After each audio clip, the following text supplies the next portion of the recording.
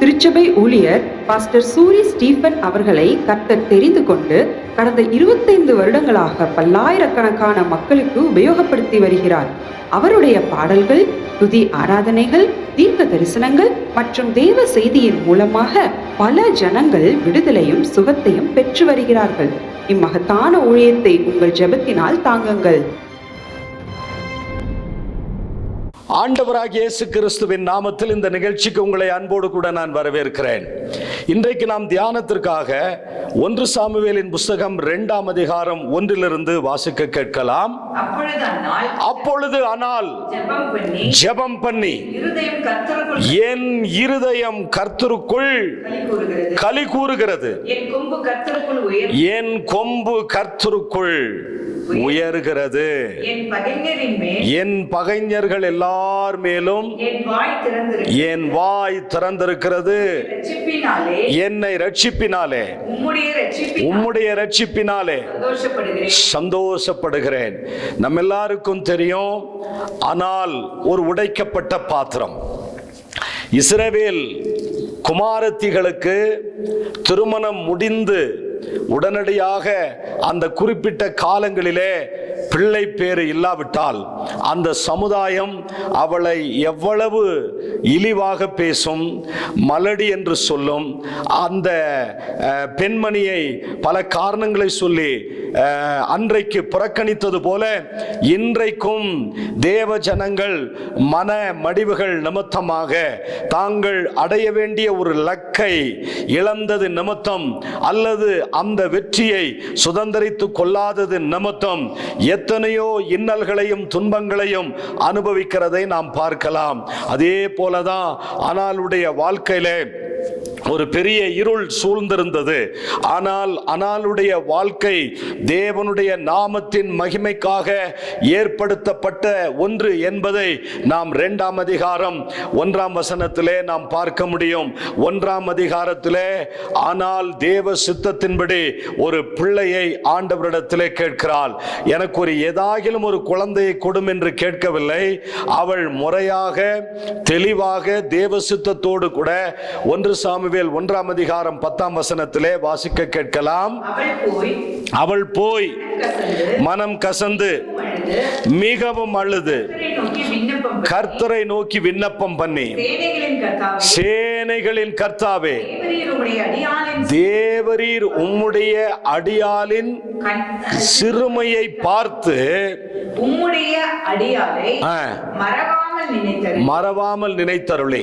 உமது அடியாளுக்கு ஒரு ஆண் பிள்ளையை கொடுத்தால் அவள் உயிரோடு இருக்கும் சகல நாளும் நான் அவனை கர்த்தருக்கு ஒப்பு கொடுப்பேன். அவன் தலைமேல் சவரகன் கத்தி படுவதில்லை என்று ஒரு பொருத்தனை. இந்த பொருத்தனை அவளுடைய ஜெபங்கள் கேட்கப்பட்டது. அவளுடைய பொருத்தனைகள் நிமித்தமாக அவளுடைய ஜெபங்கள் கேட்கப்படுகிறது. சில நேரங்களிலே நாம் பொருத்தனைகளை செய்யாவிட்டாலும் ஆண்டவர் நம்முடைய ஜெபங்களை கேட்கிறார். ஆனால் சில பொருத்தனைகள் விசேஷமாக செய்யப்படுகிறதை ஆண்டவர் கூர்ந்து கவனித்து அதற்குண்டான பதிலையும் பிரதியுத்தரத்தையும் ஆண்டவர் வாக்கு பண்ணுகிறார். என கேட்கிற அருமையான கர்த்தருடைய பிள்ளைகளே, இங்கே ஆனால் அவள் வேண்டிக் கொண்டதை போலவே கர்த்தர் அவளுக்கு ஒரு பிள்ளையை கொடுக்கிறதுனாலே 2ஆம் அதிகாரம் 1ஆம் வசனத்திலே நாம் வாசிக்க கேட்டோம். அங்கே ஆனால் ஜெபம் பண்ணி என் இருதயம் கர்த்தருக்குள் களி கூறுகிறது, என் கொம்பு கர்த்தருக்குள் உயர்ந்திருக்கிறது என்று சொல்லுகிறதை நாம் பார்க்கலாம். ஏறக்குறைய புதிய ஏற்பாட்டிலே எலிசபெத்தும் இப்படி ஒரு ஜெபத்தை செய்கிறதை நம்மால் பார்க்க முடியும்.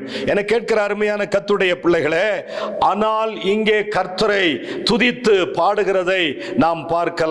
எதற்காக அவள் துதித்து பாடுகிறார் என்று சொன்னால், அவளுடைய நிந்தையை போக்கினதற்காக, அவளுடைய ஜெபத்தை கேட்டதற்காக, அவளுடைய சமுதாயத்திலே அவளுக்கு இருந்த ஒரு தாழ்மையான ஒரு தாழ்வு நிறைந்த ஒரு பார்வைக்காக அவள் ஆண்டவரிடத்திலே நான் கட்டாயம் இதிலே ஜெபித்து வெற்றி பெறுவேன் என்று சொல்லி ஆண்டவருடைய கரத்தில் ஒரு விசேஷித்த நன்மையை அவள் பெற்றுக்கொண்டதினாலே அவள் அவளால் அந்த சந்தோஷத்தை தாங்க முடியவில்லை. அது தேவன் செய்த செயல், தேவனுடைய வாழ்க்கையிலே பாராட்டின இந்த தருணத்திற்காக நான் அவருக்கு நன்றி சொல்லாமல் இருக்க முடியாது என்று சொல்லி, ஆனால் கர்த்தரை துதித்து பாடுகிறாள். ஆனால் ஜெபத்தினாலும் ஆவியினாலும் தீர்க்க தரிசனத்தின் ஆவியினாலும் நிரம்பி இருக்கிறாள். நல்ல கவனிங்க, நம்முடைய நன்றி கூறுதலாகட்டும், நம்முடைய அன்றாடக ஜெபங்களாகட்டும், அது ஜெபத்தின் ஆவியினால் நிரப்பப்பட்ட ஒன்றாய் இருக்க வேண்டும். ஜெபாவியை நாம் பெற்றவர்களாக இருக்க வேண்டும். ஒரு பாடல் ஒன்று இருக்கிறது, ஜெபாவி ஊற்றுமையா, ஜெபிக்கணும் ஜெபிக்கணுமே. ஆனால் நன்றி சொல்லுவதற்காக அவள் கர்த்தரை துதிக்கும் போது அவளுடைய ஜெபம் எப்படி நிரப்பப்பட்டிருந்தது? ஜெப ஆவியினால் நிரப்பப்பட்டிருந்தது. மாத்திரமல்ல, அவள் தீர்க்க தரிசனத்தின் ஆவியினாலும் நிரம்பி இருக்கிறதாக வேத வல்லுநர்கள் சொல்லுகிறார்கள். என கேட்கிற அருமையான கர்த்தருடைய பிள்ளையே, சகோதரியே, உன்னுடைய ஜெபங்களிலே ஜெபாவி இருக்கிறதா? உன்னுடைய ஜெபங்களிலே தீர்க்க தரிசனத்தின் ஆவி இருக்கிறதா? ஆனால் பாருங்கள், என் ஆவி என்னுடைய இரட்சகரில் களி கூறுகிறது என்கிற அந்த ஒரு துள்ளலோடு கூட, அந்த ஒரு மன உற்சாகத்தோடு கூட அவள் ஆண்டவருக்கு நன்றி சொல்லி அவரை மகிமைப்படுத்துகிறதை எதன் வழியாக? ஜெபத்தின் ஆவினாலும் தீர்க்க தரிசனத்தின் ஆவினாலும் நிரம்பி கர்த்தர் அனாலுக்கு தம்முடைய கிருபையை, தம்முடைய இரக்கத்தை காண்பித்ததற்காக அவள் நன்றி சொல்லுகிறதை நாம் பார்க்கலாம். கர்த்தருடைய பிள்ளைகளே, ஒருவரிடத்திலே நாம் கடன் பெற்றால் அதை திரும்ப செலுத்துவதற்கு நாம் கடனாளியாக இருக்கிறோம். ஆண்டவரிடத்திலே ஏராளமான நன்மைகளை பெற்றிருக்கிறோம். அதை நாம் திரும்ப அதே நன்மைகளை அவருக்கு செலுத்த முடியாது. அவர் கொடுத்திருக்கிற ஆசீர்வாதங்களுக்கு நம்முடைய வாழ்க்கையில எல்லையே கிடையாது. அவர் எளியவனை புழுதியிலிருந்து எடுத்து, சிறியவனை குப்பையிலிருந்து எடுத்து அவனை ராஜாக்கள் பிரபுக்களோடு கூட அமரச் செய்கிறதான தேவன். அதற்கு கைமாறாக நாம் என்னத்தை செலுத்த முடியும்? ஒன்றுமே செலுத்த முடியாது. பாருங்க, ஒரு வங்கி கடனாகட்டும், ஒரு இரவல் கடனாகட்டும், அதை திரும்ப செலுத்துகிற வரைக்கும் நம்முடைய உள்ளத்தில் ஒரு போர்க்களம் இருந்து கொண்டே இருக்கிறது. அதை நான் கொடுக்கணுமே, அது கொடுக்கலன்னா ஆபத்தாயிடுமே, அது கொடுக்கலன்னா பாதிப்பாயிடுமே என்று சொல்லி இப்படி நாம பல தருணங்களிலே நாம் கவலைப்பட்ட நாட்கள் எல்லாம் உண்டு. அரசாங்கத்தில், தனியாரில் பெற்ற கடன்கள் சரியான நேரத்தில் செலுத்தாவிட்டால் அது ஒன்றாகி இரண்டாகி வட்டிக்கு வட்டி கடன்கள் மாறி எத்தனையோ குடும்பங்கள் இன்றைக்கு நடுத்தெருவுக்கு வந்ததெல்லாம் நாம் பார்க்க முடியும். அதை திரும்ப செலுத்தாத வரைக்கும் நமக்கு ஒரு போராட்டம். திரும்ப செலுத்தி விட்டால் தான் மனதிலே ஒரு பெரிய தைரியம், சந்தோஷம் பிறக்கிறது. ஆனால் பெற்ற நன்மை உலக கடனை போல அல்ல, சமுதாய கடனை போல அல்ல, அது ஒரு தனியார் கடனை போல அல்ல. அது யாராலும் கொடுக்க முடியாத ஒரு மிகப்பெரிய ஈவு. அந்த ஈவுக்கு ஆண்டவர் என்னத்தை எதிர்பார்க்கிறார் என்று சொன்னால், அவரை துதிக்க வேண்டும் என்று அவர் எதிர்பார்க்கிறார். நம்முடைய வாழ்க்கையில ஆண்டவருக்கு நாம் நன்றி சொல்லுகிற பழக்கம் இருக்கிறதா? ஒரு தேவைக்காக மாத்திரம் நாம் ஜெபிக்கிறவர்களாக இருக்கிறோமா? ஒரு ஊழியக்காரர் சொன்னார், ஆண்டவரிடத்துல நம்முடைய எல்லா தேவைகளுக்காக நாம் ஜெபிக்கிறதை விட கொஞ்சம் வித்தியாசமாக ஆண்டவரிடத்தில் ஜெபித்து பாருங்கள். சாலமோன் ராஜாவான பிறகு எனக்கு ஐஸ்வர்யத்தை தாரும் என்று கேளாமல் இந்த ஜனத்தை, அந்த நாட்டை வழிநடத்தி கொண்டு போகிறதற்குரிய ஞானத்தை கொடும் என்று கேட்டான். அப்படி கேட்டதனாலே அவன் கேளாத ஐஸ்வர்யத்தையும் ஆண்டவர் கொடுத்ததாக அங்கே நாம பார்க்க முடியும். என கேட்கிற கர்த்தருடைய பிள்ளைகளே, ஆண்டவரிடத்தில் நாம அதிகமாய் நெருங்கி ஜீவிக்கிறதை அவர் எதிர்பார்க்கிறார். இங்கே நாம் பார்க்க முடியும். ஆனால் கர்த்தருடைய கிருபையை நன்றியுள்ள இருதயத்தோடு ஏற்றுக்கொள்ளுகிறார். ஆனாலுடைய உதட்டிலே கர்த்தரை துதிக்கிறதான துதியின் வார்த்தைகள் புறப்பட்டிருக்கிறது. ஆனால் ஜெபம் பண்ணி என்கிற ஒரு வார்த்தையை நாம் சொல்ல முடியும். ஆனால் ஜெபம் பண்ணி என்கிறதான வாக்கியம் மூல பாஷைகளிலே ஆனால் தீர்க்கதரிசன ஆவியினால் ஜெபம் பண்ணி என்று சொல்லப்பட்டிருக்கிறது. ஆனால் ஜெபம் பண்ணி என்கிற வாக்கியம் மூல பாஷையிலே தீர்க்கதரிசன ஆவியினால் அவள் ஜெபம் பண்ணினாள் என்று வேதத்திலே சொல்லப்பட்டிருக்கிறது. அன்னாளினுடைய பாடலும் ஜெபமும் தீர்க்க தரிசனமானவை. அது தனக்கு மாத்திரமல்ல, அந்த ஜெபத்திலே அவள் தன்னை பற்றியும், ஜெபத்திலே கர்த்தருடைய கிரியைகளை பற்றியும், ஜெபத்திலே கர்த்தர் செய்கிறதை பற்றியும், நியாய தீர்ப்பை பற்றியும் அவள் சொல்கிறதை நாம் கவனிக்கலாம். என கேட்கிற அருமையான கர்த்தருடைய பிள்ளைகளே, தேவனுடைய சுபாவம், அவருடைய கிரியைகள், தேவனுடைய எச்சரிப்புகள், இதையெல்லாம் ரொம்ப தெளிவா சொல்றத நம்ம பார்க்கலாம். ஆனால் ஜெபம் பண்ணி அப்படிங்கிற ஒரு வார்த்தை எவ்வளவு விலையேற பெற்றது தெரியுங்களா? ஆனால் சாதாரண ஜெபம் பண்ணல. நம்முடைய ஜெபங்கள் சாதாரண ஜெபங்களாக இருந்தால் அவைகள் திரும்ப நம்முடைய மடிக்குத்தான் வரும். நம்முடைய ஜெபங்களுக்கு பதில் கிடைக்காமல் தான் போகும். ஆனால் சில ஜெபங்கள் விசேஷமானவை. ஆனால் பாருங்க, அவள் தீர்க்கதரிசன ஆவியினாலே ஜெபம் பண்ணினால், இதற்கு தீர்க்க தரிசனம் வர வேண்டுமா? ஆவியிலே நிரம்பி ஜெபம் பண்ணினால் போதும். பரிசுத்தாவியானவரை பெறாமல் எத்தனையோ குடும்பங்கள் தாங்கள் வெற்றி உள்ள வாழ்க்கை வாழ்கிறதாக எண்ணிக்கொண்டு தங்களை தாங்களே ஏமாற்றிக் கொண்டிருக்கிறார்கள். ஒருவருக்கு தீராத பிரச்சனை, ஒருவர் தன்னுடைய உறவின் முறை சகோதரி, அவர்களுக்கு பிசாசு பிடித்திருக்கிறது. அவரே ஒரு மந்திரவாதி தான், அவரே ஒரு பூசாரி தான். ஆனால் அவருக்கு பிசாசுகளை துரத்தின அனுபவம் எல்லாம் இருந்திருக்கிறது. ஆனால் அவர் பூசாரியாக மந்திரவாதியாக இருந்து அவருக்கே கட்டுப்படாத அந்த ஒரு பிசாசு அந்த பூசாரியவே ஒரு ஜெப கூட்டத்திற்கு போகும்படியாக ஆண்டவர் வழி நடத்துகிறார். தன்னுடைய உறவின் முறை சகோதரி, தங்கச்சி, அவரை, அந்த சகோதரியை இவராலே மந்திரத்தினாலே மாயத்தினாலே துரத்த முடியாது, இது ஜெபத்துக்கு போனா சரியாயிடும் யாரோ தூண்டுதல் கொடுக்க, அவர் தன்னுடைய பூசாரி மந்திரவாதி என்கிற ஸ்டேட்டஸை தாண்டி அவர் தன்னுடைய சகோதரி அழைத்து கொண்டு ஒரு ஜெப கூட்டத்திற்கு போகிறார். போன இடத்துல சகோதரிக்கு விடுதலை ஆயிடுச்சு, அற்புதமாக விடுதலை ஆயிடுச்சு.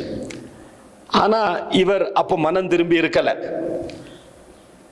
நம்மால முடியாதது ஒரு கிறிஸ்தவராலே, கிறிஸ்தவ போதகராலே நடந்துச்சுன்னு சொல்லி இது என்னமான மாயமா இருக்கும், இது என்னமான வல்லமையா இருக்கும் என்று சொல்லி கொஞ்சம் கொஞ்சமாக ஆண்டவரை தேட ஆரம்பித்தான். இன்றைக்கு நான் மதுரையில ஒரு திருமணத்தில் ஒரு செய்தியை கொடுத்து விட்டு அந்த நபரை நான் பார்க்க வேண்டிய ஒரு தருணம். அவருடைய வீட்டிலே என்னுடைய காரை நிறுத்துவதற்கு ஒரு சூழ்நிலை கிடைத்தது. நான் காரை எடுக்க போகும்போது அவருடைய வீட்டிற்கு ஒரு ஜெபம் செய்யலாம் என்று போகும்போது அவர் இந்த சாட்சியை சொல்லுகிறார். என் சகோதரி பிசாசினால் பிடிக்கப்பட்டிருக்கிறாள், அவளுக்கு மந்திரத்தினுடைய ஆவி, சூனியம், ஏவலினுடைய ஆவி இருக்கிறது. நான் ஒரு பூசாரியா இருந்து என்னால விரட்ட முடியல. ஆனா ஜெப கூட்டத்துக்கு போக சொன்னாங்க. நான் ஜெபம் பண்ணி நான் அந்த இடத்துல கூட்டிட்டு போய் அவங்க ஜெபம் பண்ணின பிறகு என் சகோதரிக்கு சுகமாயிற்று. மானாவரியாக உணவை சாப்பிட்டு கொண்டிருந்தான். முறைத்து வெறித்து கட்டுப்படுத்த முடியாத அளவுக்கு அசுத்தாவினுடைய தாக்கம் அவளுக்கு இருந்தது. ஆனால் அவள் சுகமடைந்து விட்டாள். அந்த குடும்பம் ரட்சிக்கப்பட்டுருச்சு. அந்த குடும்பம் தொடர்ச்சியா சர்ச்சுக்கு போறாங்க. ஆனால் நாங்கள் அந்த பிசாசை விரட்டுவதற்கு காரணமாய் இருந்ததுனாலே அந்த ஆவி எங்களை அச்சுறுத்துகிறது, பயமுறுத்துகிறது, இரவிலே வந்து பேசுகிறது, கனவிலே வந்து பேசுகிறது. நாங்க உடைக்கப்பட்டிருக்கிறோம். இப்ப நாங்களும் ஆண்டவருடைய பிள்ளையா மாறிட்டோம். நாங்களும் சபைக்கு போறோம், ஜெபம் பண்றோம். ஆனால் பல வருஷமாக அந்த ஆவிகள் எங்களை துன்பப்படுத்துகிறது. எப்படி துன்பப்படுத்துகிறது? நீ ஜெப கூட்டத்துக்கு கூட்டிட்டு போய் தானே அந்த சகோதரி சுகமாயிட்டாங்க, என்ன விரட்டிட்ட இல்ல, உன்னை நான் பழி வாங்காம விட மாட்டேன்னு சொல்லி அந்த ஆவிகள் இவர்களை துன்புறுத்துவதாக அவங்க அதே மைண்ட் செட்ல இருக்கிறாங்க. நான் கேட்டேன், நீங்கள் பரிசுத்த ஆவியை பெற்றிருக்கிறீர்களா? ஆவியிலே நிரம்பி ஜெபம் பண்ணுகிறீர்களா? உங்களுக்கு அந்த ஆவியின் வல்லமை இருக்கிறதா? நீங்கள் அந்நிய பாஷைகளினாலே கர்த்தரை பாடி துதித்து ஜெபம் பண்ணுகிற ஒரு பழக்கம் இருக்கிறதா என்று கேட்டேன். அந்த அனுபவத்திற்குள்ளே வரல. அவர்களை அந்த அனுபவத்திற்குள்ளே அன்றைக்கு வழி நடத்த ஆவியானவர் உதவி செய்தார். என கேட்கிற கர்த்தருடைய பிள்ளைகளே, சில நேரங்களிலே நம்முடைய சாதாரண ஜெபங்கள் நமக்கு வல்லமை கொடுப்பதில்லை. சாதாரண ஜெபங்கள் நமக்கு பதிலை கொடுப்பதில்லை. அம்பு பாய்கிற ஜெபத்தை கூட நெகேமியா செய்திருக்கிறார். அந்த ஜெபங்களுக்கு கூட பதில் கிடைத்திருக்கிறது. பிள்ளை சாகிறதை நான் பார்க்க மாட்டேன் என்று வனாந்திரத்திலே தண்ணீருக்காக ஆகார் அலைந்து திரிந்த போது அவள் அம்பு பாய்கிற ஜெபம், ஒரு சின்ன ஜெபத்தை தான் செய்தால் பதில் கிடைத்தது. எல்லா நேரங்களிலும் இதே மாதிரி ஜெபங்கள் அல்ல. சில ஆழமேறின கிறிஸ்தவர்கள் மணிக்கணக்காக துதிக்கிறதை ஒரு பாடமாக வைத்திருக்கிறார்கள். மணிக்கணக்காக ஜெபிக்கிறதை ஒரு பாடமாக வைத்திருக்கிறார்கள். மணிக்கணக்காக வேதத்தை வாசிக்கிறதை ஒரு பாடமாக வைத்திருக்கிறார்கள். நமக்கு தேவன் செய்திருக்கிற நன்மைகள் ஏராளமாய் இருக்கிறபடினால் நாம மணிக்கணக்கா ஆண்டவரை துதிச்சுதான் ஆகணும். யோசபாத்தினுடைய நாட்களிலே அவர்கள் சேயீர் புத்திரருக்கு விரோதமாக, அம்மோன் குடிகளுக்கு விரோதமாக அவர்களை நாலா திசையிலும் தாக்க நினைத்த அந்த எதிரிகளுக்கு முன்பாக இவர்கள் துதிக்கிற, பாடுகிற, ஆராதிக்கிற, இசைக்கருவிகளை வாசிக்கிற ஒரு சேனையை, யுத்த சேனைக்கு முன்பாக நிறுத்தி அவர்கள் துதிக்க தொடங்கின உடனே எதிரிகள் ஒருவருக்கொருவர் தங்களுக்குள்ளே வெட்டுண்டு மடிந்து போனார்கள் என்று வேதத்திலே வாசிக்கிறோம். நம்முடைய பிரச்சனைகள் மடிந்து போக வேண்டுமா? நமக்கு எதிராக இருக்கிற சேனைகள் முறிந்தோட வேண்டுமா? பலவானின் வில்லை நீங்களும் நானும் உடைக்க வேண்டுமா? நாம் துதி செய்ய தொடங்கணும். 2ஆம் அதிகாரம் 1ஆம் வசனத்தை மீண்டும் வாசிக்கலாம்.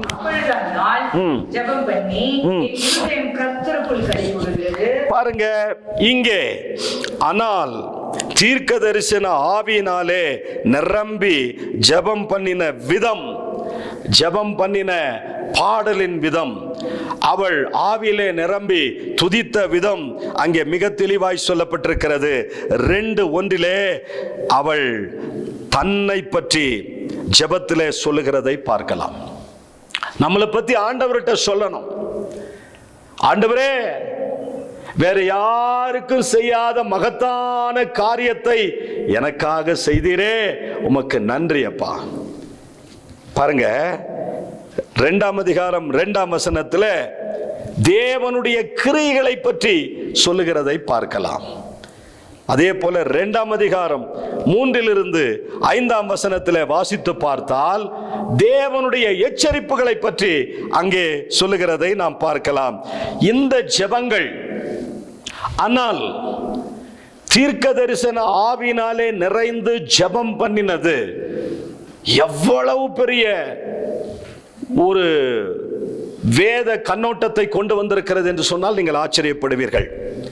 எப்படி மிரியாம், தெபோரால், தாவீது, எலிசபெத், மரியாள், சங்கீதக்காரர்கள், தீர்க்கதரிசிகள் ஆகியோர் பரிசுத்தாவினால் ஏவப்பட்டு அவர்கள் கூறிய வார்த்தைகளை போலவே அன்னாளுடைய பாடலும் அமைந்திருக்கிறது.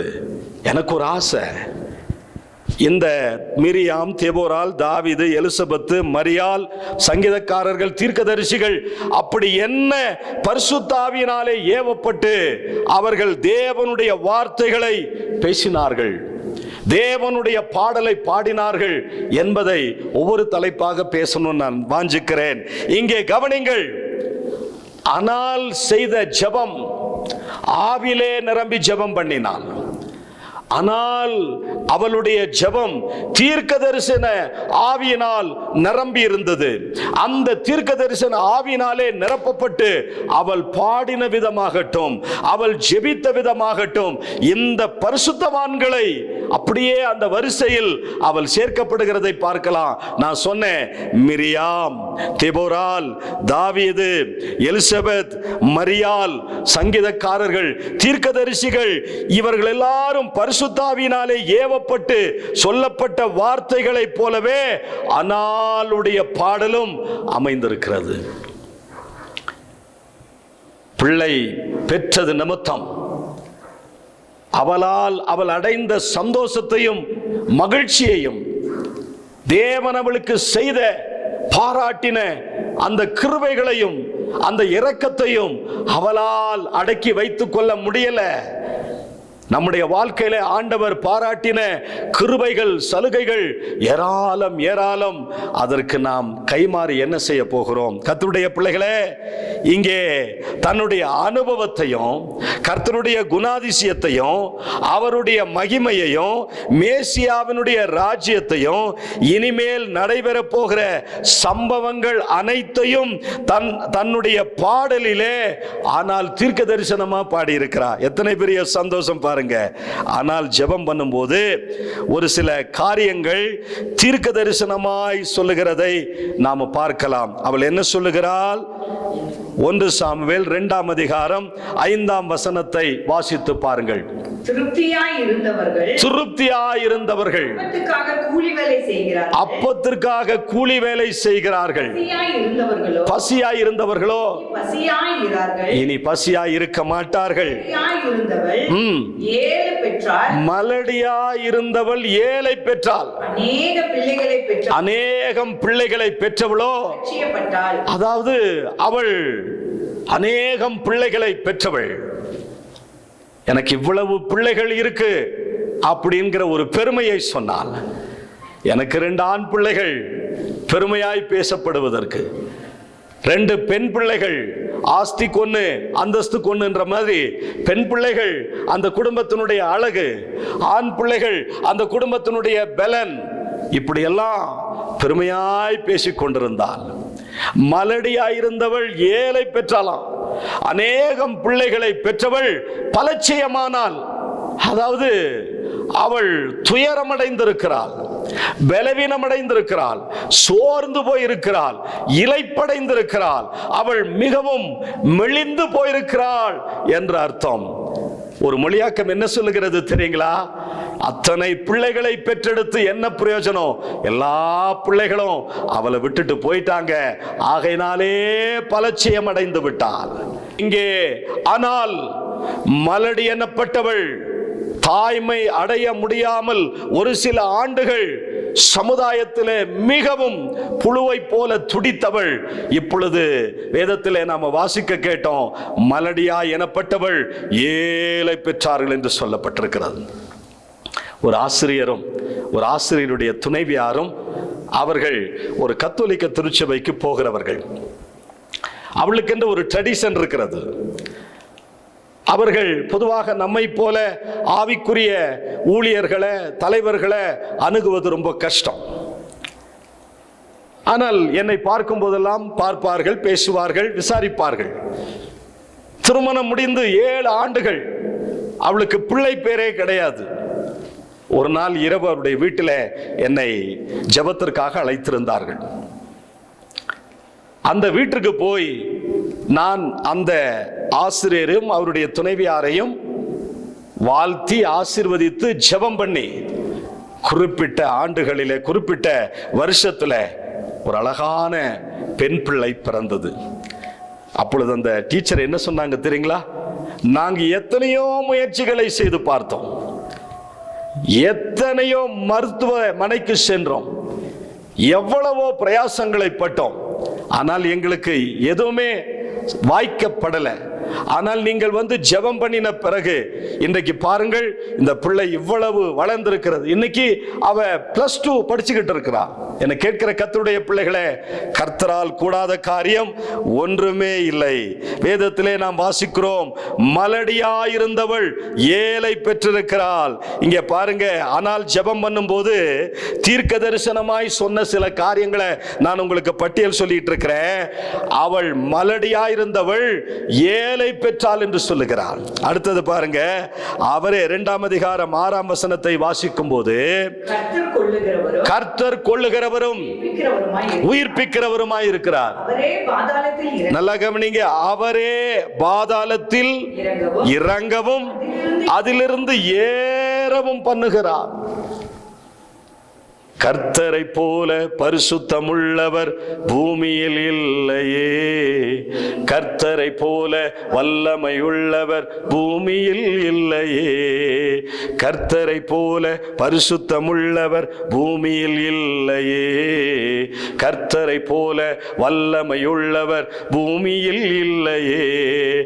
பலவானின் வில்லை உடைத்து கீழே தள்ளுகின்றார், பலவானின் வில்லை உடைத்து கீழே தள்ளுகின்றார், தள்ளாடும் யாவரையும் உயரத்தில் நிறுத்துகின்றார், தள்ளாடும் யாவரையும் உயரத்தில் நிறுத்துகின்றார், உயரத்தில் நிறுத்துகின்றார். கர்த்தருடைய பிள்ளைகளே, மூன்றாவதாக பாருங்க, அவர் சிறியவனை புழுதியிலிருந்து எடுத்து எளியவனை குப்பையிலிருந்து உயர்த்துகிறார்.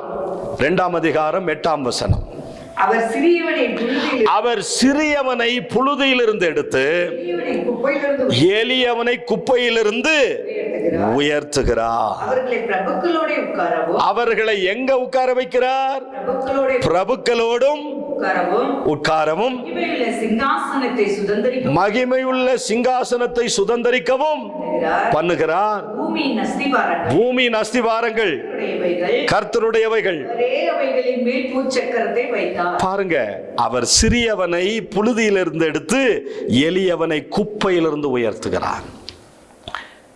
ஒரு பக்தன் பாடுகிறான், என்னிலே தகுதி ஒன்றும் இல்லையே, என் தேவன் முன்னால் மேன்மை பாராட்ட. அவர் நம்மளை குப்பையிலிருந்து எடுத்து, அவர் எளியவனை குப்பையிலிருந்து எடுத்து உயர்த்துகிறார். அவனுக்கு சிங்காசனத்தை கொடுக்கிறார், அவனுக்கு மகிமையை கொடுக்கிறார், அவனுக்கு ஒரு நல்ல அலங்காரத்தை கொடுக்கிறார். 4ஆவதாக பாருங்க, 2ஆம் அதிகாரம் 9ஆம் வசனம் சொல்கிறது, அவர் தமது பரிசுத்தவான்களின் பாதங்களை காப்பார். இது ஆனால் தீர்க்க தரிசனமா ஜெபம் பண்ணி அவள் சொல்லுகிற ஒரு வார்த்தைகள். 6ஆம் வசனமும் 9ஆம் வசனத்தையும் நாம வாசிக்கும் போது, துன்மார்க்கர் இருளிலே மௌனமாவார்கள், துன்மார்க்கர் இருளிலே மௌனமாவார்கள். 10ஆம் வசனம் சொல்லுகிறது, கர்த்தரோடு வழக்காடுகிறவர்கள் நொறுக்கப்படுவார்கள். இது எங்க தீர்க்க தரிசனமாய் முடிவடைகிறதை நாம் பார்க்கலாம் என்று சொன்னால், இயேசு கிறிஸ்துவின் 2ஆம் வருகையின் போது எந்த சம்பவம் நடைபெறும்? சகரியா 14ஆம் அதிகாரத்திலும், யூதா 1ஆம் அதிகாரம் 14ஆம் வசனத்திலும், வெளிப்படுத்தல் 19 11 20 வரைக்கும் இங்கே அவளுடைய தீர்க்க தரிசனம் இயேசு கிறிஸ்துவின் 2ஆம் வருகை பற்றி கூட சொல்லப்பட்டிருக்கிறது. அதாவது கர்த்தரோடு கூட வழக்காடுகிறவர்கள் நொறுக்கப்படுவார்கள். நமக்கு வழக்குகள் இருக்கிறதா? நியாயமாய் துன்பப்பட்டு கொண்டிருக்கிறோமா? நியாயமாய் நமக்கு வரவேண்டியது அரசாங்கத்தாலும் உலகத்தாலும் முடக்கப்பட்டிருக்கிறதா? என கேட்கிற கர்த்தருடைய பிள்ளைகளே, இந்த செய்தியை பதிவு செய்கிறதான நான் நேரத்தில் கோயம்புத்தூர்ல ஒரு ஊழியத்தை நிறைவேற்றி விட்டு நான் வருகிற வழியில எனக்கு தெரிந்த ஒரு குடும்பம், அவர்கள் என்னை ஜெபத்திற்கு அழைத்திருந்தார்கள். அவருடைய பெரும் சொத்து, அவருடைய தகப்பனுடைய காலத்தில் நன்றாக ஆகா ஓஹோவென்று காணப்பட்ட நல்ல நிறுவனங்கள், புதிய ஆட்சி வந்தவுடனே கிறிஸ்தவர்களுடைய என்ஜிஓஸ் எல்லாம் முடக்கப்பட்டது, எஃப்சிஆர்ஏ முடக்கப்பட்டது. அவர்களுக்கு வெளியிலிருந்து வந்து கொண்டிருந்த சிறிய பெரிய தொகைகள் எல்லாம் நின்று போனது. நிறுவனத்தை நடத்த முடியல, சோசியல் பணிகளை செய்ய முடியல. எங்கும் ஒரு காரிருள் மூடிக்கொண்டிருக்கிறது. ஏராளமான கட்டிடங்கள் பழுதடைந்து கிடக்கிறது. ஒரு சிறிய துளி நம்பிக்கை அவர்களுக்குள்ளே இருக்கிறது. எங்கள் தகப்பனாருடைய இந்த சமுதாய பணியை, எங்கள் தகப்பனாருடைய ஊழியத்தை நாங்கள் தொடர முடியும். ஆனால் எங்களுடைய பணங்கள், எங்களுக்கு வர வேண்டிய நன்மைகள் எல்லாம் முடங்கி கிடக்கிறது. என்ன செய்வது என்று தெரியவில்லை. ஆவியிலே ஜெபம் பண்ணி அவ்வளவு பெரிய நிலங்களை கர்த்தருடைய கரத்திலே ஒப்பு கொடுத்து அந்த கட்டிடங்களை இயேசு கிறிஸ்துவின் இரத்தத்தினாலே அர்ப்பணித்து பரிசுத்தாவிக்குள்ளே நிரம்பி அங்கே இருக்கிற அலுவலக காரியங்களுக்காக அரசாங்கத்திலிருந்து அவளுக்கு மீண்டும் கிடைக்க வேண்டிய எல்லா ஆவணங்களுக்காக ஜெபம் பண்ணி கர்த்தருடைய வார்த்தையை சொல்லி வரும்போது அவளுக்குள்ளே ஒரு நம்பிக்கை பிறந்தது. மீண்டுமாக அந்த இடம் நாங்கள் அது கர்த்தருடைய தோட்டத்தை போல மாற்றுவோம். தேவனுடைய நாமத்தின் மகிமைக்காக அனைத்து பணிகளையும் அங்கே நாங்கள் செய்ய போகிறோம். தயவு செய்து நீங்கள் எங்களுக்காக நீங்கள் மாதந்தோறும் ஒரு நாள் வந்து உபவாச ஜெபத்தை நடத்தி தர வேண்டும் என்று கேட்கார்கள். கர்த்தருடைய பிள்ளைகளே, நான் வருகிறேன் என்று வாக்கு பண்ணினேன். தேவன் செய்ய நினைத்தது ஒருபோதும் தடைபடாது. உங்களுக்கென்று குறித்திருக்கிறதை ஆண்டவர் நிறைவேற்ற அவர் வல்லமுள்ளவராக இருக்கிறார். ஒரு கர்த்தருடைய பிள்ளைகளே, ஒரு பாடல் ஒன்றை நான் எழுதி இருக்கிறேன். அது என்ன பாட்டு தெரியுங்களா? அந்த பாடலிலே ஸ்தோத்திரம், கர்த்தருடைய நாமம் மகிமைப்படுவதாக. உம்முடைய கண்கள் அதிக தூய்மையானவை, உம்முடைய கண்கள் பரிசுத்தமானவை. அதுல 2வது சரணத்தை இப்படி எழுதி இருக்கிறேன். குறித்த காலத்திற்கு தரிசனங்கள் இன்னும் உள்ளது, முடிவிலே அது விளங்கும்.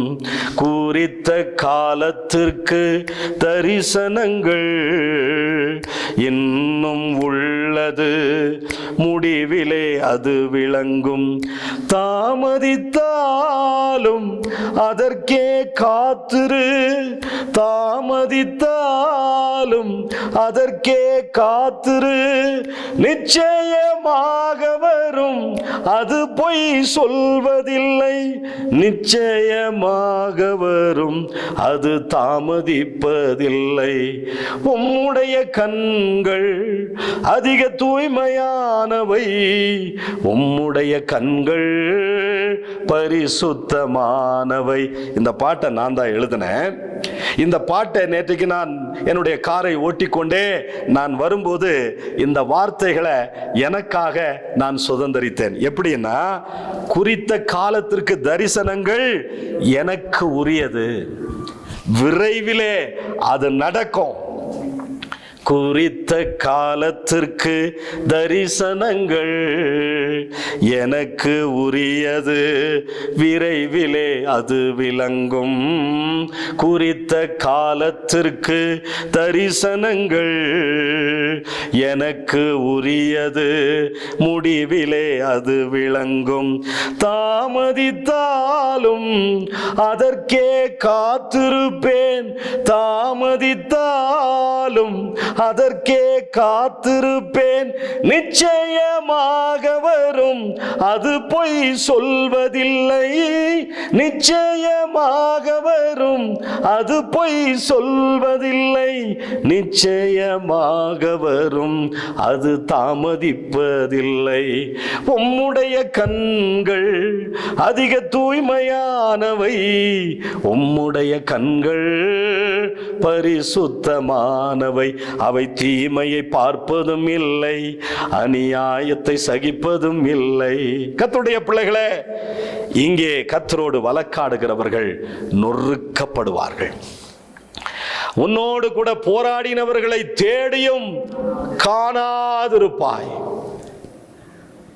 உன்னோடு வழக்காடுகிறவர்கள் நாசமாகி ஒன்றுமில்லாமல் போவார்கள் என்று வேதத்திலே பார்க்கிறோம். என்னுடைய வாழ்க்கையில எத்தனையோ இழப்புகள், எத்தனையோ தோல்விகள், எத்தனையோ நிந்தைகள், அவமானங்கள், இழிச்சொற்கள், பழிச்சொற்கள், வழக்குகள், கிறிஸ்தவ எதிர்ப்பாளர்களாலே வந்த நாச மோசங்கள், மனம் திரும்பாத தேவனுடைய ஊழியத்திற்கு அர்ப்பணிப்பில்லாமல் வந்த ஒரு சிலரால் நாங்கள் பட்ட பாடுகள், வடித்த கண்ணீர்கள் கொஞ்சம் நஞ்சமில்லை.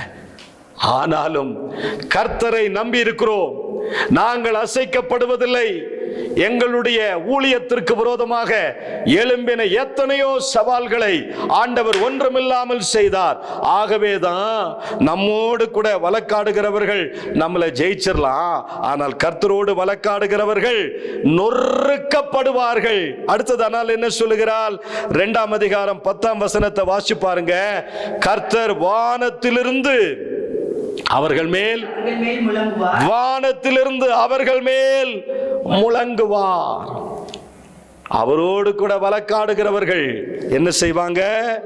நொறுக்கப்படுவாங்க. கர்த்தர் வானத்திலிருந்து அவர்கள் மேல் முழங்குவார். எப்படி எதிராளிகளின் மேல் வானத்திலிருந்து விழுந்த எரிகிற கந்தக அக்கினி சோதோம் கொமோரா பட்டணத்தை அழித்து போட்டதோ, அதே மாதிரி தம்முடைய எதிரிகளை ஆண்டவர் கலங்கடிக்க செய்வார். கர்த்தர் வானத்திலிருந்து அவர்கள் மேல் முழங்குவார். வாசிங்க 1ஆம் அதிகாரம் 10ஆம் வசனம். வானத்திலிருந்து அவர்கள் மேல் முழங்குவார். கர்த்தர் வானத்திலிருந்து அவர்கள் மேல் முழங்குவார். கடையாந்திரங்களை நியாயம் தீர்த்து தாம் ஏற்படுத்தின ராஜாவுக்கு பலனை கொடுத்து கொம்பை உயர பண்ணுவார். இதெல்லாம் தீர்க்க தரிசன ஜெபத்துல. ஆனால் சொல்றான், எவ்வளவு ஒரு கோயின்சிடென்சி பாருங்க. பழைய ஏற்பாட்டுக்கும் புதிய ஏற்பாட்டுக்கும் ஆனால் ஒரு பாலமாக அமைகிறதை நம்மால் பார்க்க முடியும். அவருடைய வாழ்க்கையில அவர் பாராட்டின சலுகைகள் ஏராளம். அடுத்தது பாருங்க, 10ஆம் வசனத்துடைய பின்பகுதியை நாம வாசிச்சோம். கர்த்தர் தாம் ஏற்படுத்தின ராஜாவுக்கு பலன் கொடுப்பார். கர்த்தர் ராஜாவாக ஏற்படுத்தினது யார்? நம்முடைய ஆண்டவராகிய இயேசு கிறிஸ்து. அவருக்கு பலன் கொடுப்பார். அடுத்தது பாருங்களேன், 2ஆம் அதிகாரம் 10ஆம் வசனத்துல தாம் அபிஷேகம் பண்ணினவரின் மேசியாவினுடைய கொம்பை உயர பண்ணுவார். ஹல்லேலூயா. இயேசு கிறிஸ்துனுடைய கொம்பை உயர பண்ணுவார். ஆகவே ஆனால் கர்த்தரிடத்திலே இப்படித்தான் தீர்க்க தரிசனமாக சொல்லி அவள் ஜெபம் பண்ணினாள். நீங்க வேதாகமத்திலே வாசிப்பீர்களானால் உயர்ந்த கொம்புகள் என்று ஒரு பட்டியல் இருக்கிறது. நீங்க 1 சாமுவேல் 2:1 அனாளுடைய கொம்பை பற்றி சொல்லப்பட்டிருக்கிறது. வாசிக்கிறீங்களா? அனாளுடைய கொம்பு, என் கொம்பு கர்த்தருக்குள் உயர்ந்திருக்கிறது. 2வது பாருங்க, 1 சாமுவேல் 2:10 வாசி பாருங்க. மேசியாவினுடைய கொம்புகள், இதெல்லாம் உயர்ந்த கொம்புகள். 1 சாமுவேல் 2ஆம் அதிகாரம் 10ஆம் வசனம். கர்த்தரோடு வழக்காடுகிறவர்கள் நொறுக்கப்படுவார்கள், முழங்குவார். 1 சாமுவேல் 2:10 தாம் ஏற்படுத்தின ராஜாவுக்கு பலனளித்து தாம் அபிஷேகம் பண்ணினவருடைய கொம்புகளை உயர பண்ணுவார். முதலாவது அனாளுடைய கொம்பு உயர்ந்த கொம்பு. 2வது இயேசு கிறிஸ்துனுடைய கொம்பு உயர்ந்த கொம்பு. 89ஆம் சங்கீதம் 24ஆம் வசனத்தை வாசிக்கலாம். 89ஆம் சங்கீதம் 24ஆம் வசனம்.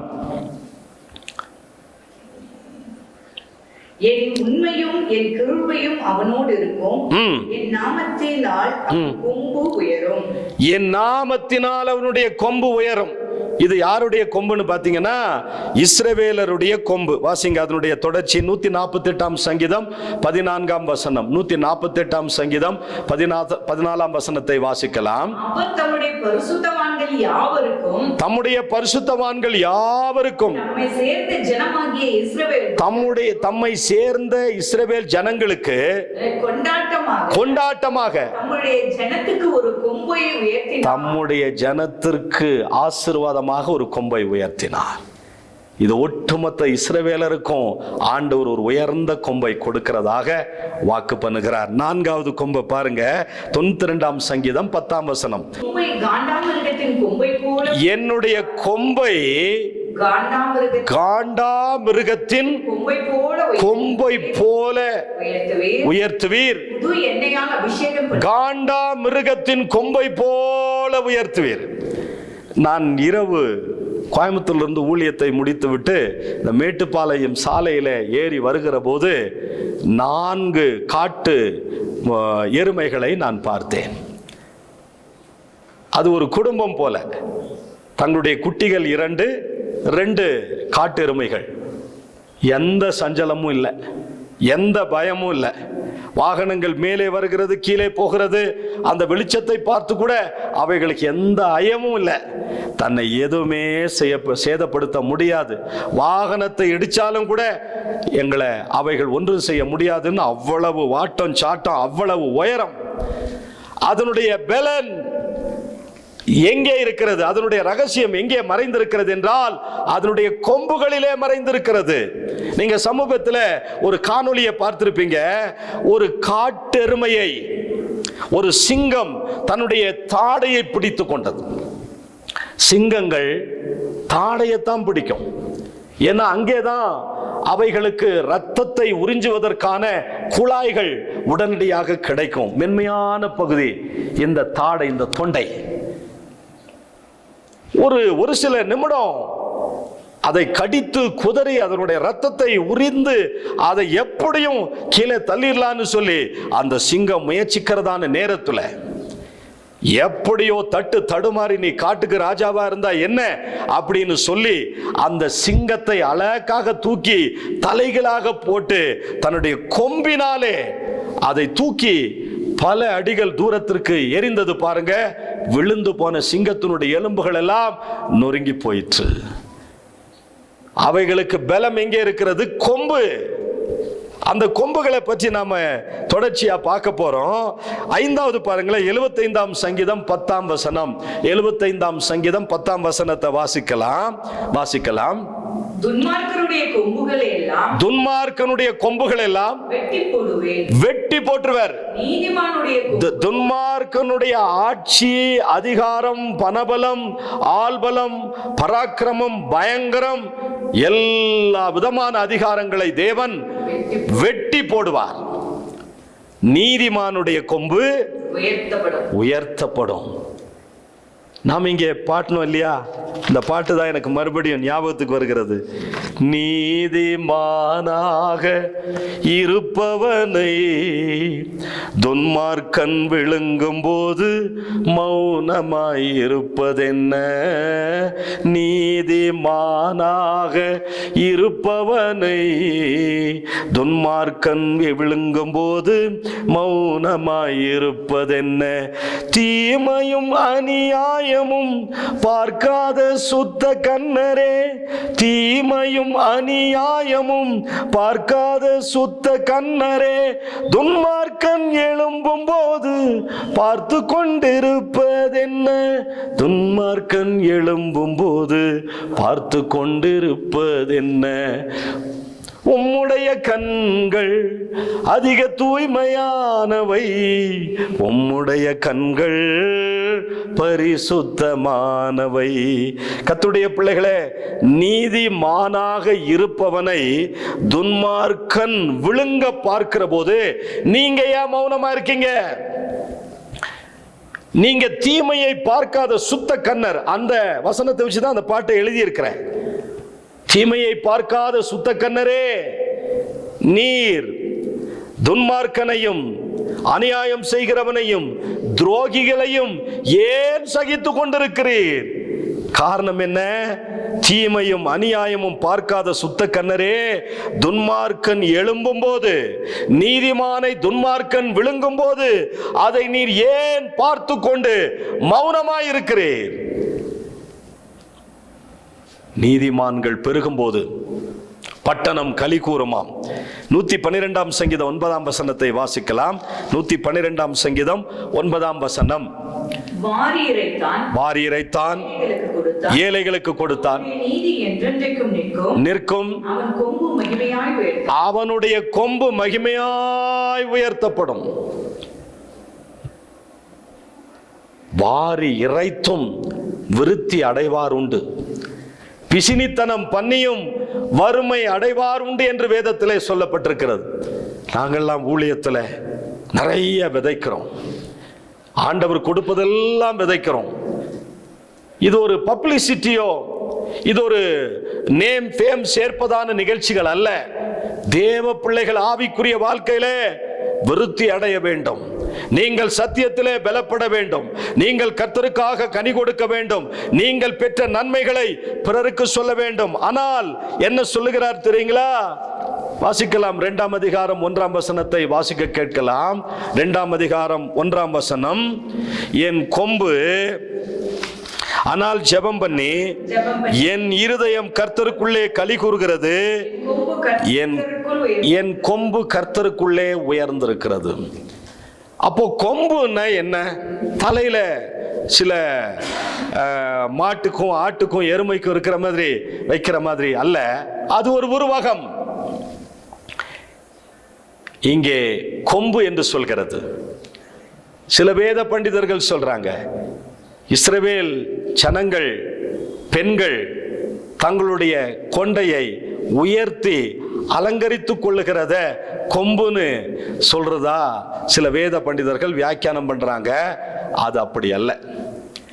இங்கே கொம்புகள் என்று சொல்லப்படுகிறது அனாலுக்கு ஆண்டவராகிய தேவன் தனிப்பட்ட வாழ்க்கையிலே அவளுக்கு இருந்த நிந்தை, அவமானம், மனமடிவு, சோர்வு, ஏமாற்றம், தாழ்வு மனப்பான்மை, இந்த சமுதாயத்தில் வாழவே கூடாது, எங்கேயாவது போயிடணும். நிந்தைகளை காதுல கேட்க முடியல, காது பட பேசுறாங்க, காது பட மலடின்றாங்க, காது பட கடன்பட்டவங்கன்னு சொல்றாங்க, காது பட இவங்க நல்லவங்க கிடையாதுன்னு சொல்றாங்க, காது பட எந்த கணவன் மனைவி ஏமாத்துறவங்கன்னு சொல்றாங்க. என்ன வேணாலும் பேசிட்டு போட்டோம், யார் வேண்டுமானாலும் பேசிக்கொண்டு போகட்டும். அழைத்தவர் உண்மையுள்ளவர். உங்களுடைய கொம்பை தாழ்ந்து விட ஆண்டவர் விடவே மாட்டார். கர்த்தருடைய பிள்ளைகளே, அவள் பொருத்தனை வருடாந்திர பண்டிகைக்காக தன்னுடைய கணவனார் எல்கானாவும் அவனுடைய குடும்பத்தார் எல்லாரும் அங்கே சீலோவாவிலே கர்த்தருடைய ஆலயத்திற்கு போக அனாலை அழைக்கும் போது இவள் சாமுவேலை கண்ணும் கருத்துமா பால் கொடுத்து அவனை பராமரித்து பால் மறக்க பண்ணுகிற வரைக்கும் அவள் அந்த குழந்தையின் மேல அதிகமான அக்கறையை காண்பித்து கரிசனையை காண்பித்து அவனுக்காக ஜெபம் பண்ணி அவனை கர்த்தருடைய பார்வையில அவனை நிற்க வைத்து அவனை தேவனுக்காக வளர வைத்து அந்த 3 வருஷத்துல கொண்டு போய் அவள் கர்த்தருடைய ஆலயத்தில் விட்டுவிட போகிறாள். அதுக்கப்புறம் அது கர்த்தருடைய குழந்தை கர்த்தருடைய சமூகத்தில் தான் வளரும். நான் வரமாட்டேன் என்று சொல்லிவிட்டு அந்த பிள்ளை பால் மறந்தவுடனே 3 காளைகளை வாசிக்கிறீங்களா? அந்த வசனத்தை வாசிக்கலாம். 24ஆம் வசனம், 1ஆம் அதிகாரம் 24ஆம் வசனத்துல, ஆனால் சாமுவேலை பால் மறக்க பண்ணின பின்பு நல்லா கவனிங்க, 3 காளைகளையும் ஒரு மரக்கால் மாவையும் ஒரு துருத்தி திராட்சை ரசத்தையும் எடுத்துக்கொண்டு அவனையும் கூட்டிக் கொண்டு சீலோவாவில் இருக்கிற கர்த்தருடைய ஆலயத்திற்கு போகிறாள். பிள்ளை எப்படி இருந்தது? இன்னும் குழந்தையாக இருந்தது. கிமு 410ஆம் வருஷம். ஒரு புள்ளி விவரத்தை நான் படித்த ஞாபகம் உண்டு. அது யோசுவாவினாலே சீலோவாவில் அமைக்கப்பட்ட கர்த்தருடைய வாசஸ்தலம். அந்த வாசஸ்தலத்தை ஆனால் அதிகம் விரும்பினால் உங்களுக்கு தேவன் கொடுத்திருக்கிற திருச்சபைய நீங்க அதிகமா விரும்புனீங்கன்னா நீங்கள் செய்த பொருத்தனைகளை கொண்டு போய் நிறைவேற்றுங்க. அங்கே பணிந்து கொள்ளுங்கள். அந்த ஆலயத்தின் மேல வாஞ்சையும் தவனமாய் இருங்கள். கர்த்தர் உங்களை அபரீதமாக ஆசீர்வதிப்பார். கொம்பு என்பது அதிகாரத்தையும் ஆட்சியையும் வல்லமையையும் குறிக்கக்கூடிய ஒரு உருவக வார்த்தை. ஆனால் இங்கே கர்த்தருடைய கொம்பு உயர்ந்திருப்பதாகவே, கர்த்தர் தம்முடைய சத்துருக்களை ஜெயித்தார், இஸ்ரவேலுக்கு மீட்பை உண்டு பண்ணினார் என்று சொல்லப்பட்டிருக்கிறார். கர்த்தருடைய கொம்பு உயர்த்தப்பட்ட கொம்பு. ஒரு பழைய பாட்டு ஒன்று இருக்கு, ரட்சண்ய கொம்பு இயேசு என் வாழ்வில் வந்ததால், ரட்சண்ய பாடல் எந்தன் நாவில் வந்தது. இங்கே கொம்பு என்று சொல்கிறது தேவனுடைய உயர்த்துதலை காட்டுகிறது. மலடியாயிருந்த அவளை தகுதிப்படுத்தினதை காட்டுகிறது. தள்ளாடின அவளை நிலைநிறுத்தினதை காட்டுகிறது. பலவானின் வில்லை உடைத்து கீழே தள்ளுகின்றார், தள்ளாடும் யாவரையும் உயரத்தில் நிறுத்துகிறார், தள்ளாடும் யாவரையும் உயரத்தில் நிறுத்துகிறார், உயரத்தில் நிறுத்துகிறார். தேவனுடைய பிள்ளையே, ஆண்டவர் அனாலை நினைவு கூர்ந்து அவள் நிந்தையை போக்கி அவளுடைய கொம்பை உயர்த்தினார். சிறுமைப்பட்ட இடத்தில், கண்ணீர் வடித்த இடத்தில், சோர்ந்து போன இடத்தில், அவள் விழுந்து போன தாழ்மைப்பட்ட இடத்தில் ஆண்டவர் அவளை தூக்கி எடுத்தார், அவளை உயர்த்தினார். அப்போ என் கொம்பு கர்த்தருக்குள்ளே உயர்ந்திருக்கிறது என்றால் கர்த்தர் நம்மை உயர்த்துகிறதை காட்டக்கூடிய ஒரு வார்த்தை. இன்னொரு அர்த்தம் என்ன சொல்லப்பட்டிருக்கிறது என்று சொன்னால், இந்த வேத பண்டிதர்கள் என்னுடைய கொம்பு கர்த்தருக்குள் உயர்ந்திருக்கிறது என்று சொன்னால், இன்னொரு சரியான மொழியாக்கம், எனக்கு ரொம்ப பிடிச்ச வசனம், பிடித்த அர்த்தம், அங்கே அனாளுடைய கொம்புகள், அதாவது அவளுடைய துதிகள் அதிகரிக்கப்பட்டிருக்கிறதாம். கர்த்தருக்குள்ளே உன்னுடைய துதிகள் அதிகரிக்கப்பட்டிருக்கிறதா? கர்த்தருக்குள்ளே உன்னுடைய பாடல்கள் அதிகரிக்கப்பட்டிருக்கிறதா? கர்த்தருக்குள்ளே உன்னுடைய ஜெபங்கள் அதிகரிக்கப்பட்டிருக்கிறதா? கர்த்தருக்குள்ளே உன்னுடைய ஆராதனை அதிகரிக்கப்பட்டிருக்கிறதா? இப்போ அனாளுடைய கொம்புகளாகிய துதிகள் அதிகரிக்கப்பட்டிருக்கிறது. ஹல்லேலூயா. கர்த்தருடைய பிள்ளைகளே, ஒரு பாடல் ஒன்றை நான் எழுதியிருக்கிறேன். சபை துதிகள் அலை போல் அடங்காது, சபை ஸ்தோத்திரங்கள் பெருமலை போல் ஓயாது. சபை துதிகள் அலை போல அடங்கக்கூடாது. துதிக்கிற ஒரு கூட்டம் திருச்சபையில இருந்துகிட்டே இருக்கணும். வீட்டில் ஒரு கூட்டம் துதிக்கிற கூட்டம் இருந்து கொண்டே இருக்கணும். அந்த பாட்டை நான் உங்களுக்கு பாடுறேன். இயேசுவை போல அழகு ஒருவரும் இல்லை, இயேசுவை போல் அன்பு ஒருவரிடம் இல்லை, இயேசுவை போல் அழகு ஒருவரும் இல்லை, இயேசுவை போல் அன்பு ஒருவரிடம் இல்லை.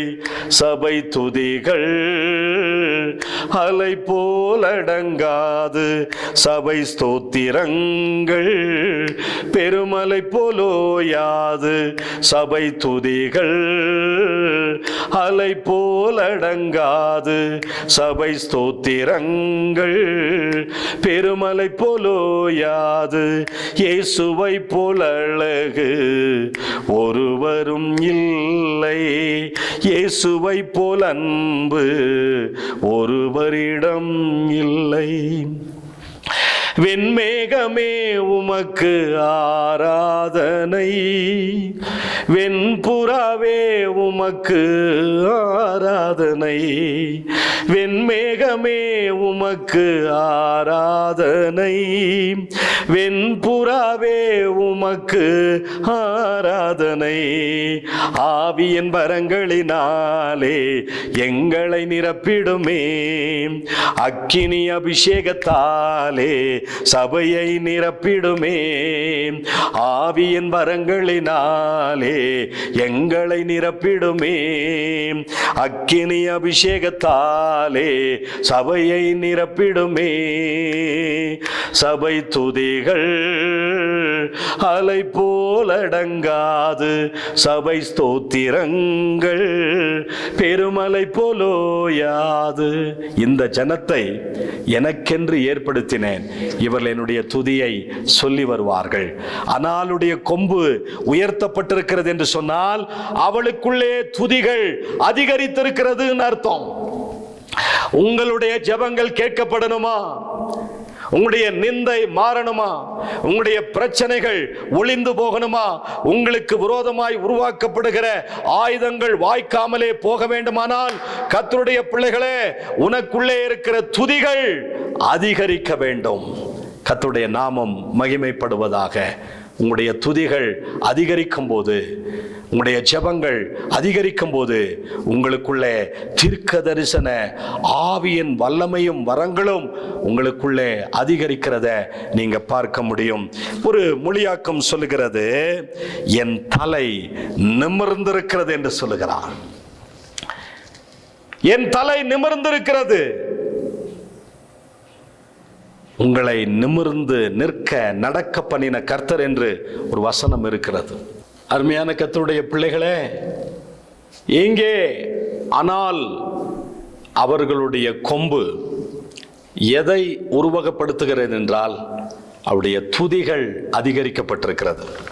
நான் ஏற்கனவே சொன்ன மாதிரி நம்முடைய துதிகள் அதிகரிக்கப்பட்டால் நம்முடைய கொம்பு உயர்த்தப்பட்டிருக்கும்.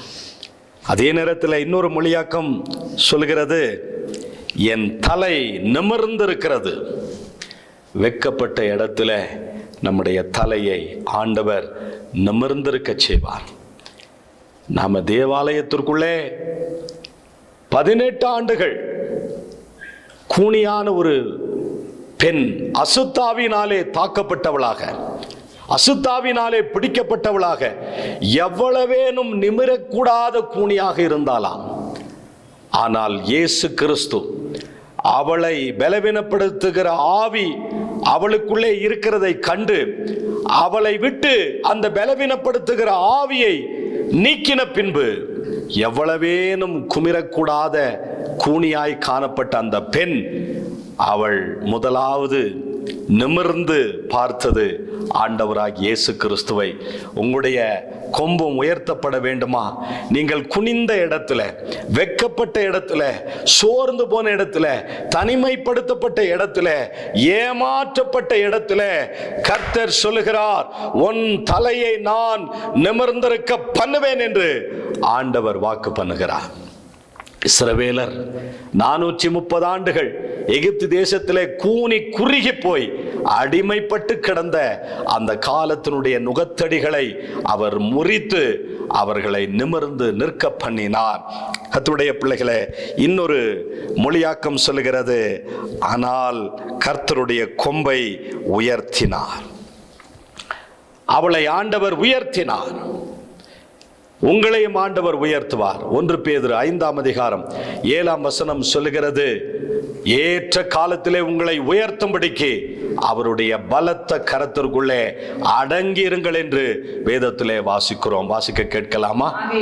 ஆகையால் ஏற்ற காலத்திலே தேவன் உங்களை உயர்த்தும்படி அவருடைய பலத்த கரத்திற்குள்ளே அடங்கி இருங்கள். தலை குனிந்து வாழ்ந்தது போதும், தலையை உயர்த்திடு. ஆண்டவர் இதுவரைக்கும் உங்களை உயர்த்துவேன் உயர்த்துவேன் உயர்த்துவேன் தான் சொல்லி இருக்கிறார். சாத்தான் உங்களை தாழ்த்தி கொண்டே இருக்கிறார். நீங்கள் உங்கள் தலைகளை உயர்த்துவதற்கு ஆண்டவரிடத்தில் தீவிரமாய் திரும்பி வரும்படி உங்களை அன்போடு கூட கேட்டுக்கொள்கிறேன். இன்னொரு மொழியாக்கம் சொல்கிறது, என் ஆற்றல் எனக்குள்ளே உயர்ந்திருக்கிறது. என்னுடைய ஆற்றல் எனக்குள்ளே உயரும். இது ஒரு ஆவிக்குரிய ஆற்றல், இது ஆவிக்குரிய ஒரு பலன். வேதத்திலே வாசிக்கிறோம், கர்த்தருக்கு காத்திருக்கிறவர்கள் புது பலன் அடைந்து செட்டைகளை அடித்து உயரே எழும்புவார்கள். அவர்கள் ஓடினாலும் இளைப்படையார், நடந்தாலும் சோர்வடையார் என்று சொல்லப்பட்டிருக்கிறது. என் பலன் கர்த்தருக்குள் உயர்ந்திருக்கிறது. நீங்க ஆவிக்குரிய வாழ்க்கையில பலனா இருப்பீங்கன்னு சொன்னா உங்கள் கொம்பு உயர்த்தப்பட்டிருக்கும். ஒரு பாடல் ஒன்று இருக்கிறது.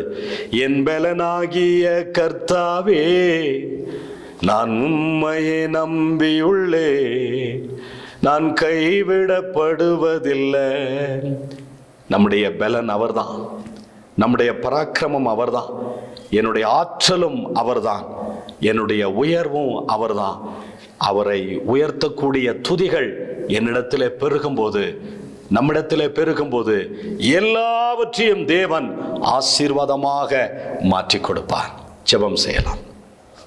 அன்பும் இரக்கமும் தயவும் நிறைந்த நல்ல பிதாவே, இந்த வார்த்தைகளை கேட்ட ஒவ்வொருவரையும் கர்த்தர் அபரிதமாக ஆசீர்வதியும். உம்முடைய நாமம் மகிமையடையட்டும். எங்கள் பிள்ளைகள் உயரட்டும். அவருடைய துதிகள் அதிகரிக்கட்டும். அவருடைய அபிஷேகம் அதிகமாய் பெருகட்டும். அவர்களுடைய ஆற்றலும் பலனும் அவர்களுக்குள்ளே அதிகம் காணப்படுவதாக. இவருடைய தலைகளை தேவன் உயர்த்தி நிந்தை, அவமானம், எந்த பாடு, வேதனைகள், தனிமை, இழப்புகள் எல்லாம் மாறுவதாக. இயேசு கிறிஸ்துவின் நாமத்தில் எங்கள் பிள்ளைகளுக்கு ஒரு அற்புதம் செய்யும். எங்கள் ஜீவனுள்ள நல்ல பிதாவே, ஆமென். கர்த்தர் உங்களை ஆசீர்வதிப்பாராக. தொடர்ந்து இந்த நிகழ்ச்சியை பாருங்கள், மற்றவர்களுக்கு அறிமுகம் செய்யுங்கள். இந்த நிகழ்ச்சிகளை உங்கள் ஜெபத்தினாலும் பொருளாதாரத்தினாலும் தாங்க முன்வாருங்கள். Google Pay, PhonePe, phone scanner உண்டு, அக்கௌண்ட் டிரான்ஸ்ஃபர் உண்டு. உங்கள் குடும்பத்தின் சார்பில் இந்த நிகழ்ச்சிகளை தாங்க முன்வாருங்கள். கர்த்தர் உங்களை அபரிதமாக ஆசீர்வதிப்பாராக. மேலும் இந்த ஊழியங்களை பற்றி தெரிந்து கொள்ள எங்களுடைய ஸ்கிரீனை பாருங்கள். கர்த்தர் உங்களை ஆசீர்வதிப்பார். God bless you. கர்த்தருடைய நாமம் மகிமைப்படுவதாக. ஆமென். உங்கள் வாழ்க்கையில் தீராத வியாதியா, கடன் தொல்லையா, தோல்வி நிறைந்த வாழ்க்கையா, தீய வல்லமைகளின் போராட்டமா, இவை அனைத்திலிருந்தும் மெய்யான விடுதலை பெற ஆசீர்வதிக்கப்பட்ட இயேசுவின் நாமத்தில் உங்களை அன்புடன் அழைக்கிறோம். நீங்கள் தொடர்பு கொள்ள வேண்டிய முகவரி Ooty New Life Church, 2B Theresa View, Finger Post, ஊட்டி.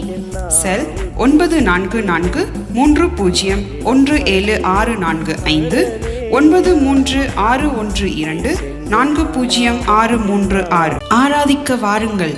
ஆசீர்வாதத்தை பெற்று திரும்புங்கள். பரிசுத்த ஆவியோடும் உண்மையோடும் நமது தேவாதி தேவனை ஆராதிக்க, பரலோக பிரசன்னத்தை உணர, ஆவிக்குரிய வாழ்க்கையில் வளர, இன்னும் சிறந்து விளங்க, மெய்யான சத்தியத்தை கண்டுகொள்ள, தேவ சித்தத்தை அறிந்து கொள்ள, இந்த உலகத்தில் வெற்றியுள்ள வாழ்க்கை வாழ ஆராதிப்போம் வாருங்கள். நீங்கள் தொடர்பு கொள்ள வேண்டிய முகவரி Ooty New Life Church, 2B Theresa View, Finger Post, Ooty. Cell 9443017645 9361240636. New Life திருச்சபை ஊழியர் பாஸ்டர் சூரி ஸ்டீபன் அவர்களை கர்த்தர் தெரிந்து கொண்டு கடந்த 25 வருடங்களாக பல்லாயிரக்கணக்கான மக்களுக்கு உபயோகப்படுத்தி வருகிறார். அவருடைய பாடல்கள், துதி ஆராதனைகள், தீர்க்க தரிசனங்கள் மற்றும் தேவ செய்தியின் மூலமாக பல ஜனங்கள் விடுதலையும் சுகத்தையும் பெற்று வருகிறார்கள். இம்மகத்தான ஊழியத்தை உங்கள் ஜெபத்தினால் தாங்குங்கள். இந்த நிகழ்ச்சியின் மூலம் நீங்கள் பெற்றுக்கொண்ட ஆசீர்வாதங்கள் மேலும் பலருக்கு கிடைக்க உங்கள் ஊக்கமான ஜெபங்களினாலும் காணிக்கைகளினாலும் நன்கொடைகளினாலும் தாங்குங்கள். உங்கள் காணிக்கைகளை போன்பே, ஜிபே மூலம் செலுத்த வசதிகள் உண்டு. Phone number 9443017645. எங்களுடைய வங்கி கணக்கு எண் pastor Suri Stephen, Canara bank, account number 6231001237. IFSC code CNRB 0016238. Ooty Mary's Hill branch. Phone number 9443017645.